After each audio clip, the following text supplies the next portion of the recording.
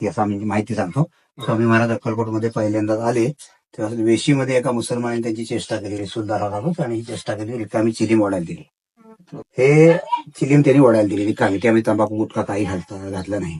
स्वामींच्या हातात दिली, स्वामींनी ते अजून अग्निज्वाला प्रज्वलित करून दाखवली रिकाम्या केला. तो पहिला चमत्कार अक्कलकोटमध्ये दाखवला. तो चमत्कार पाहिल्यावर तो घाबरला मुसलमान आणि स्वामींना शरण जाऊन त्याने हा अंगर का बक्षीस दिला त्याच्याकडचं शहर. समजलं ह्या उर्दू भाषा चंद्रपूर दिसते. त्यांनी जे दिलेलं शहर स्वामींनी वापरलंय ते 7.5 फूट उंची होती स्वामीची, सरळ उभे राहिल्यानंतर गुडघ्यापर्यंत हात होते अजानुभव. ही त्यांनी वापरली रुद्राक्ष माळ. गाडी घोडा फिरण्याची व्यवस्था नव्हती त्यावेळी मेहनतून खेळायला दोरी, त्यावेळी त्यांच्याबरोबर असणाऱ्या रघुचंदनाच्या ह्या काढावा. समजलं. घोड्या कंपनी भारतामध्ये पहिल्यांदा आली. पुढे वा हे त्यांना उलट तुम्हाला यायचं इकडे पुढे आला तुम्ही तुम्हाला शर्ट दिसत उलट बघायला लागली पाहिजे. समजलं. हा घोड्या कंपनी भारतामध्ये पहिल्यांदा आली, चोरून फोटो मारले स्वामी. स्वामीने बघितले ते सगळे माकडं होते. स्वामींना न विचारता काढले म्हणजे माकडं होते, फेकून टाकले. परत 5व्या वर्षात स्वामीने आदेश केला काढा फोटो. त्यावेळेस हा काढलेला फोटो.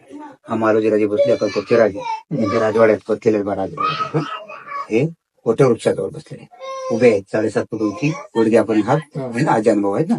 हा चोळा पवारांच्या वाड्यामध्ये आहे. चोळा पवार त्यांचे जावई श्रीपाद भट्ट आहे. चिंतोपंत टोळ म्हणून सोलापूरचे भक्त आहेत.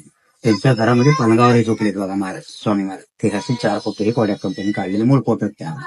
बाहेर जी विहीर आहे ना 80 फूट खोल, त्यामध्ये कोरडी होती, लघुशंका केली त्यामध्ये पाणी आले.